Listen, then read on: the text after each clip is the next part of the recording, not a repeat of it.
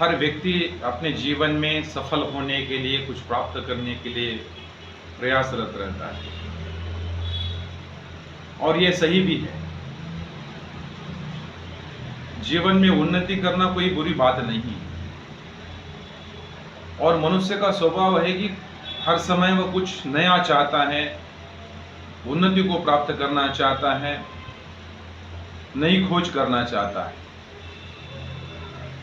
मगर दिक्कतें तब है, प्रॉब्लम्स तब है, जब खुद की उन्नति के लिए यदि व्यक्ति दूसरे की अवनति चाहे या दूसरों की वस्तुओं को हड़पना चाहे, ये बात गलत है।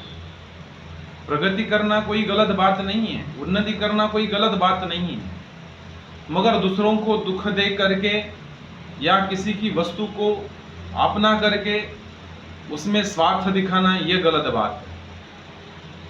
और जब ये चीज़ मनुष्य में उतर जाती है तो उसमें और राक्षस में कोई फर्क नहीं है।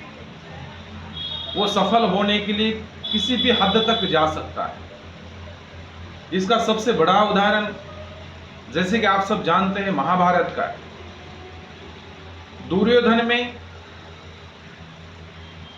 इतना स्वार्थ बढ़ गया कि पांडवों का पूरा राज्य ही हड़पना चाह रहा था, और इसकी परिणति क्या हुई कि थोड़े से ज्यादा प्राप्त करने के लिए उसको सब कुछ हारना पड़ा, सब कुछ त्यागना पड़ा, और युद्ध में हार करनी पड़ी, उसकी हार हुई। जब यह प्रस्ताव चल रहा था, विचार विमंथन चल रहा था, बड़े बुजुर्गों में, ऋषियों में और राजाओं में चर्चा हो रही थी कि भाई पांडवों का जो हिस्सा है उनको दे दो, मगर कौरव और विशेषकर दुर्योधन ये नहीं चाहता था। इस बात का निपटारा करने के लिए स्वयं भगवान श्री कृष्ण एक प्रस्ताव लेकर के दुर्योधन के पास चले जाते हैं और न्याय की बात करते हैं। हे दुर्योधन, तुझे पांडवों का हिस्सा दे देना चाहिए, और तेरा जो अपना हिस्सा है तुझे अपना हिस्सा अपना रखना चाहिए। मगर तब दुर्योधन कहता है, सुच्चम अपि न दास्यामि बिना युद्धेन केशवा। हे केशव, मैं सुई की टोक के अग्र भाग पर जितनी जमीन बैठती है उतनी भी जमीन मैं नहीं दूंगा बगैर युद्ध के। यदि उन्हें चाहिए तो युद्ध करे, युद्ध में जीते और ले जाए, मैं नहीं दूंगा।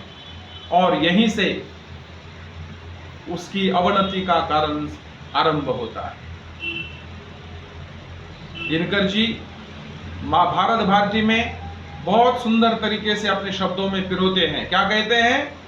भगवान कृष्ण कहते हैं, दो अगर न्याय तो आधा दो, पर इसमें भी यदि बाधा हो तो दे दो केवल 5 ग्राम। रखो अपनी धरती तमाम, हम वही खुशी से खाएंगे, परिजन पर आसी न उठाएंगे। पर हाय दुर्योधन ये भी दे न सका, आशीष समाज का ले न सका। उल्टे हरि को बांधने चला, जो था असाध्य साधने चला। सच है विपत्ति जब आती है, पहले विवेक मर जाता है। ये कितने सुंदर शब्दों में कवि दिनकर जी ने अपने शब्दों में इसको पिरोया है। यहां से समझ गए होंगे तो हर व्यक्ति को अपना विवेक हमेशा जागृत रखना चाहिए। कहाँ स्वार्थ और कितना स्वार्थ करना है, और हर एक व्यक्ति को अपने कर्म फल पर विश्वास जरूर होना चाहिए। जो अच्छा कर्म करेगा उसको अच्छा फल मिलेगा, जो बुरा कर्म करेगा उसको बुरा फल मिलेगा। इसलिए सज्जनों, हमें कभी भी किसी की वस्तु पर अधिकार नहीं रखना चाहिए, ना इस प्रकार की सोच हमारी नहीं होनी चाहिए। धन्यवाद।